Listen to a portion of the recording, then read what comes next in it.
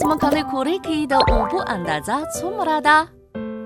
کارپوهان په دې اند دي چې د ځمکنۍ کورې 3/4 برخه په اوبو پوښل شوې ده. شمیرې ښیي چې په ځمکنۍ کورې کې د اوبو عمومي حجم کابو 1 میلیارد او 380 میلیونو کیلومتره مکعب ته رسیږي.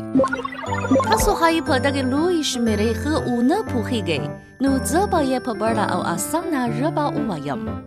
که موږ په مجازي ډول د یوې لویې او څرګندې کورې په توګه ځمکنۍ کورې ته وګورو او په برابره توګه په یادې اندازې اوبه پکې واچوو، نو د دغې کورې مخ به په بشپړه توګه په سمندر وپوښل شي او د دغه سمندر ژوروالی به 2800 مترو ته ورسیږي.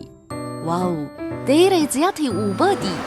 خو د پاملرنې وړ ټکی دا دی چې په دغو اوبو کې 9.5 سلنه یې مالګینې دي او یوازې 3.5 سلنه یې خوږې اوبه دي.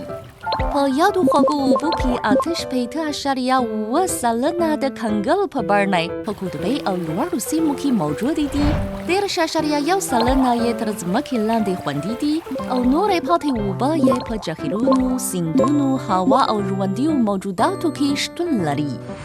په عمومي لحاظ خلک د ځمکنۍ کورې د خوږو اوبو کومه اندازه کاروي؟ د کارپوهانو د اټکل له مخې د یادو خوږو اوبو عمومي اندازه 40,000 کیلومتره مکعب ته رسیږي. که موږ یادو خوږو اوبو ته د مکعب بڼه ورکړو، نو اوږدوالی، سور او جګوالی به یې کابو 14 کیلومترو ته ورسیږي. دا به ټولې خوږې اوبه وي چې خلک ورڅخه استفاده کولی شي.